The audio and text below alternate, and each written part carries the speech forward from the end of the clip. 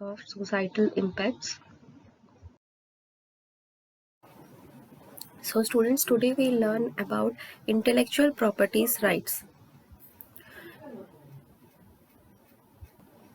So intellectual property refers to what? It refers to the intangible property that has been created by individuals, corporations for their benefit or uses such as copyright, trademark, patent or digital data. It is therefore unethical to copy or steal the creativity and efforts of someone else. Okay, like we have made something and if we have marked there as our property, and to use that particular to use their property without the permission of theirs.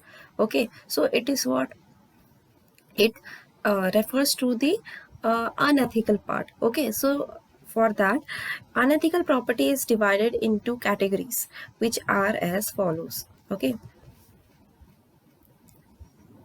some refers to the industrial property, which majorly speaks about protecting invention on the other hand.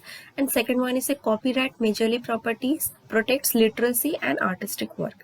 Okay, so first we'll see the industrial property. In industrial property, which includes inventions, commercial names, industrial designs, trademarks, geographical indications, and designation, etc. Okay, under that, plagiarism comes. Okay, plagiarism means what? Plagiarism means not giving authors credit after copying that author's work. Okay, they does not gives authors credit after copying that author's work. It involves lying, cheating, theft and dishonesty. For example, copying papers written by other people and professional and claims it as written by you can be an example of plagiarism. Like if you have published some book but the publisher did not wrote your name in that particular book and wrote his own name, so that type of crime is known as what? Yeah, plagiarism. Okay, now it can be classified into two types: accidental or unintentional, and second one is deliberate or intentional. Okay, now let us see the differences between these two: accidental or unintentional plagiarism, or deliberate or intentional plagiarism. A word you can identify that accidental plagiarism is what? It involves the careless paraphrasing, like changing the words or sentences, construction of a copied document, quoting text excessively along with poor documentation, are known as what? Your accidental plagiarism. And deliberate or intentional plagiarism means what? Includes copying someone else's work, cutting and passing blocks of text or any kind of information from electronic sources without the permission of the original author. Okay, that is known as what? Deliberate plagiarism. Means in the accidental plagiarism, what happens? Like the person doesn't know that he is doing some crime. Okay, and he used to copy those things.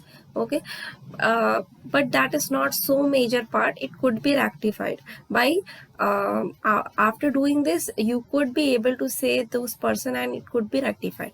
But the person who doesn't want to make you copy his own file and you are copying intentionally, so that is known as what? Your deliberate plagiarism. Okay, now accidental plagiarism cases are less serious. As I have said, that if you have done by mistake and if you accept your mistake in front of that particular person, that I have copied so and so things, and after that you rectified those particular problem, then then you will face some less problem. Okay, next, if you have done the deliberate plagiarism, that may result in the serious implications, and that could be causes as a crime as well. Okay, so how to avoid plagiarism? There are many ways that you should avoid plagiarism, like use your own ideas and words, don't depend on other ideas and other work. Okay, use your own ideas and your own work. Next, always provide a reference to give credit to the source from where you have received information.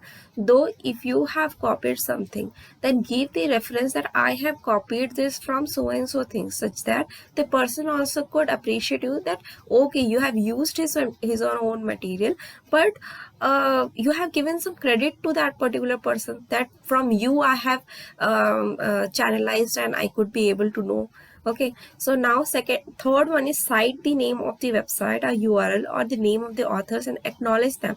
That if you have used their things, then work after rearranging the order of a sentence and changing some of the work. Means if you have used the site or any others document, it is not wrong, but the thing is to rectify those things, you need to give them the credit that yes, I have used your things. Okay, and from there you get the help, though the ideas were yours, but you should give them the credit. Okay, now take the information in the form of bulleted notes in your words. Okay, always whenever you give some ideas or some of the points you mentioned, then you have to give the bulleted notes. Okay, don't write in a paragraph, though while you write in the paragraph it could not be able to understand to the person, and in a bulleted line it picture gets more clear rather in a paragraph. Okay, next, use online tools to check for plagiarisms, and then develop your writing skills. Okay, so this is all about today's class. The further section we'll see in the next class. Thank you.